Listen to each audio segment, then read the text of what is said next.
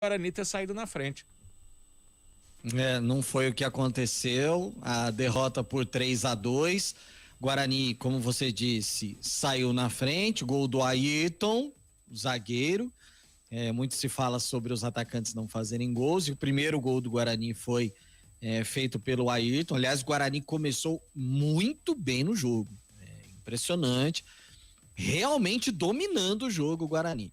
Mas depois que fez o primeiro gol, deu aquela famosa recuada, São Paulo veio para cima, conseguiu a virada. Aí o Bruno Sávio empatou, e com a entrada do Davó melhorou demais a movimentação do Guarani. Davó e Matheus Souza entraram juntos, melhorou demais a movimentação. O Davó, na primeira participação dele, ele por pouco já não fez um gol, né? Uma bola puxada e o passe foi do Regis. O Davó colocou na frente, fora da área, deu um tapinha só colocando a bola ali na frente e bateu. Ela passou à direita do Lucas Perry. E se a bola vai no gol, um abraço. O Lucas não chegaria, não. Mas depois, na sequência, mais uma jogada no meio-campo. O Davó vai à linha de fundo e faz uma batida cruzada. Mas consciente, não é aquela que tentou chutar, ela foi cruzada, não. Ele e o Bruno Sávio, bem posicionado, acabou empatando o jogo. Só que aí a pressão do São Paulo era grande, né? E o Guarani ontem, de novo, deixou muitos espaços na zaga. Em um desses espaços, aí uma belíssima bola enfiada para o Igor Gomes, e o Igor Gomes acabou depois da jogada dar sequência, chegar para o Galeano, fazer o cruzamento. O Igor Gomes fez o terceiro gol do São Paulo e decretando ali a derrota do Guarani, ou melhor, o Vitor Bueno, né, fazendo o último e decretando ali a derrota do Guarani. Resultado que, claro, começa a dificultar demais as condições do Guarani dentro da tabela de classificação, mesmo o Santos focando muito na Libertadores. A gente vai ouvir o Alan Al, mas antes de nós ouvirmos, só um pequeno detalhe. Eu fiz um questionamento para o Alan, e essa vai ser a resposta que a gente vai ouvir, Pio, sobre o Rafael Costa. Ô, Pio, oi? Você foi cornetado. Nosso ouvinte pegou aqui na coletiva, viu, que você chamou o Alan de Felipe. Chamei de Felipe, perdão. Não, o ouvinte não deixa passar, e ainda bem que o ouvinte não deixa passar, né? É a força do hábito. Sabe aquela coisa de quando a gente muda o ano, você tá em 2021, vai pra 2022, sim, quando você vai assinar alguma coisa, você assina como 2021 sim, ainda? É mais ou menos. Tudo bem que o Alan já tá aí há 5 rodadas. Isso eu aprendo. Vai lá, Pio. Daqui a pouco a gente aprende. O Rafael Costa ontem, bom, contra o Corinthians ele já entrou no final da partida. Essa foi uma questão. E a gente até brinca, aquela situação, né? O treinador chama o atacante, o centroavante, com 41 do segundo tempo, fala assim: entra lá e resolve pra mim, né? Entra lá e faz o gol. Ontem, o Alan fez substituições, até o Eliel ele colocou no jogo. No lugar do Bidu, tudo bem, o Bidu tava sentindo um pouco, aquela coisa toda.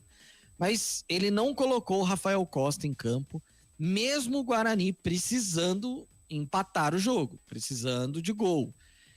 E aí eu questionei o Alan sobre isso, porque o Rafael Costa ele tinha proposta, só que ele sairia quando o Felipe estava. O Felipe foi para o Cruzeiro, a diretoria do Guarani chegou para o Rafael e falou: Rafael, fica. Ele ficou porque o Felipe foi embora e houve um pedido para que ele ficasse. Só que ele ficou e não é utilizado. Então esse foi o questionamento que eu fiz para o Alan e ele respondeu.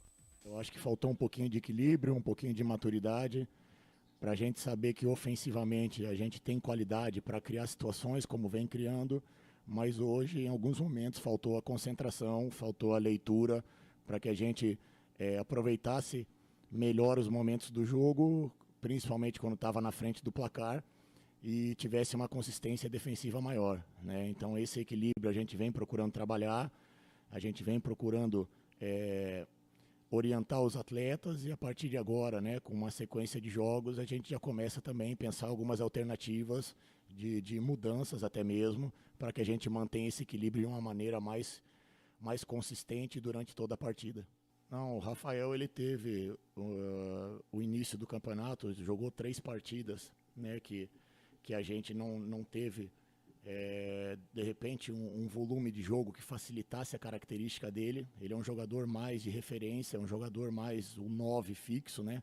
E hoje nós precisávamos de mobilidade, tanto é que a jogada dos gols foram trabalhadas com o Davó, com o Sávio, situações que a gente sabia que para envolver o São Paulo, a gente precisaria de uma mobilidade maior e não tanto de uma referência como é o caso dele.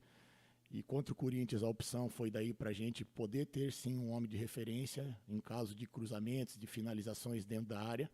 E são características, são estratégias que a gente escolhe conforme o adversário, né? Ele é um atleta que se dedica diariamente, assim como todos, é um atleta que vem treinando bem, assim como todos. E às vezes o adversário ele te proporciona algumas situações que você tem que saber explorar. Então não é questão individual. E o futebol a gente não pode pensar individualmente, tem que pensar no coletivo. Eu acho que faltou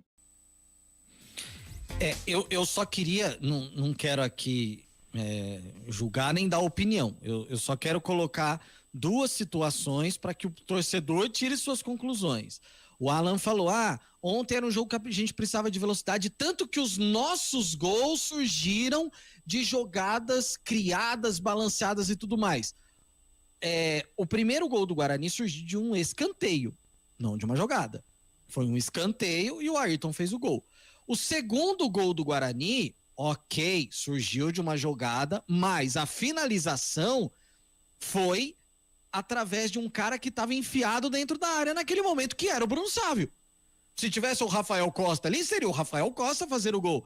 Então, ok, houve a movimentação para se chegar à área, mas quem fez o gol foi o centroavante, foi o cara que estava dentro da pequena área, como era o Bruno Sávio. Então, os gols do Guarani não surgiram através de jogadas. E aí ele diz, contra o Corinthians, aí sim, era um jogo que a gente precisava de uma referência.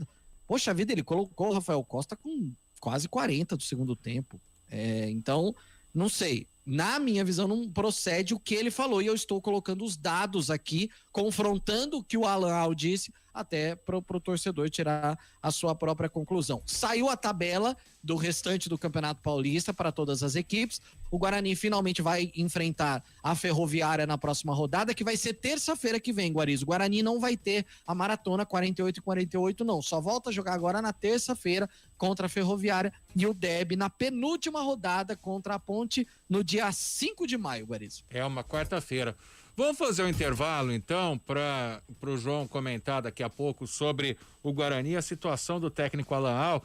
Já vou deixar um negócio aqui falado. Nota do presidente do Conselho de Administração. Ricardo Moisés, presidente do Conselho de Administração do Guarani Futebol Clube, informa que, diferente do divulgado por alguns veículos de imprensa, não há nenhuma reunião extraordinária do órgão agendada para esta tarde para tratar de qualquer assunto. E esse assunto tem 8 letras. Alan, que é com 2 L's, e Al. 8 letras, né? A gente volta depois do intervalo. O João